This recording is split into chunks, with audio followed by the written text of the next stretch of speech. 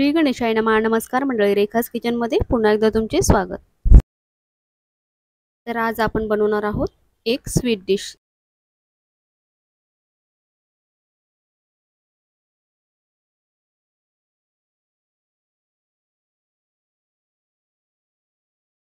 चला तर मग सुरू करूयात रेसिपीला. तर इथे मी अर्धा लिटर दूध घेतलेलं आहे आणि हे दूध मी आता 10-15 मिनिटं उकळून घेणार आहे मीडियम फ्लेमवरती. तर आता आपल्याला हे उकळी काढून घ्यायचं आहे सुरुवातीला आणि नंतर चमच्याने हलवत हलवत आपल्याला 10 मिनिटं असं मी बघू शकता तुम्ही अशा प्रकारे उकळून घेतलेलं आहे. बऱ्यापैकी दूध असं जाडसर झालेलं आहे. सतत दूध हलवत राहायचं, नाहीतर ते टोपला असं चिकटू शकतं.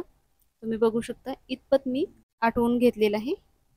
आता आपण यामध्ये 200 ग्राम पनीर टाकणार आहोत. ते मी असं किसणीने किसून घेतलेलं आहे. आणि आता आपल्याला हे मीडियम टू हाय फ्लेमवरती असं आटवून घ्यायचं आहे. परत चमच्याने सतत हलवत राहायचं आहे. तुम्ही बघू शकता आता हे दूध कसं असं उडत आहे. जसं जसं दूध घट्ट होईल तसंच ते उडायला लागतं. आता मी त्यामध्ये साखर टाकलेली आहे. साखरेचं प्रमाण तुम्ही आपापल्या आवडीनुसार करू शकता. मी इथे छोट्या वाटीने 1 वाटी टाकलेली आहे. म्हणजे 50 ग्राम पण नसेल, 50 ग्रामला पण कमी असेल इतपत मी साखर टाकलेली आहे. आता परत हे आपल्याला छान असं प्लेट ठेवून आटवून घ्यायचं आहे. दूध असं उडायला लागलेलं आहे, त्यामुळे मी प्लेट ठेवलेली आहे. आणि आपल्याला 2-2 मिनिटांनी असं आपल्याला हे झाकण काढून आणि पूर्ण दूध आटेपर्यंत आपल्याला हे एकदम जाडसर करून घ्यायचं आहे.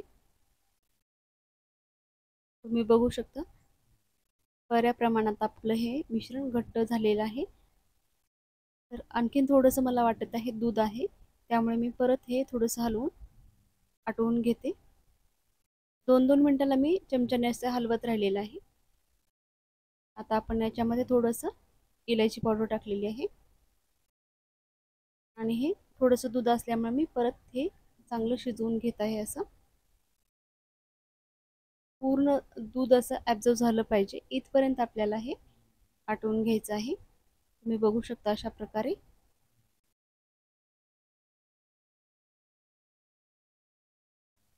आता मी गॅस बंद केलेला आहे आणि आता मी हे एका प्लेटमध्ये काढून घेते.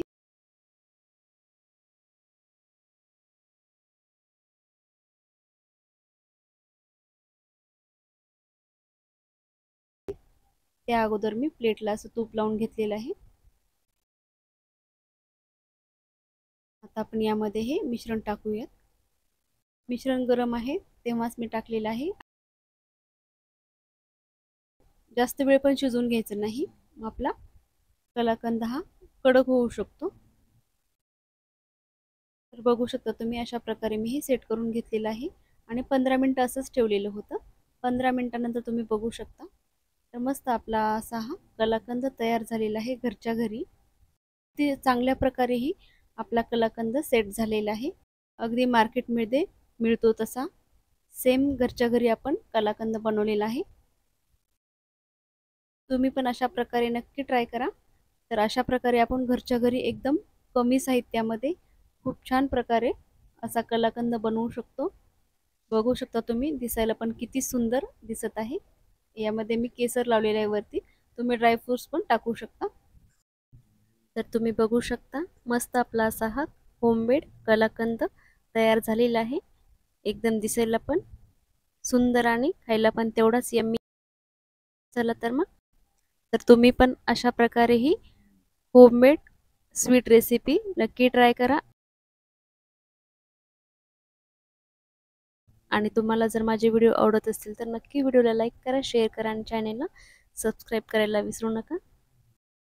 चला तर मग पुन्हा भेटूयात अशाच नवीन नवीन छान छान आणि हेल्दी अशा रेसिपी सोबत. तोपर्यंत धन्यवाद. श्री स्वामी समर्थ.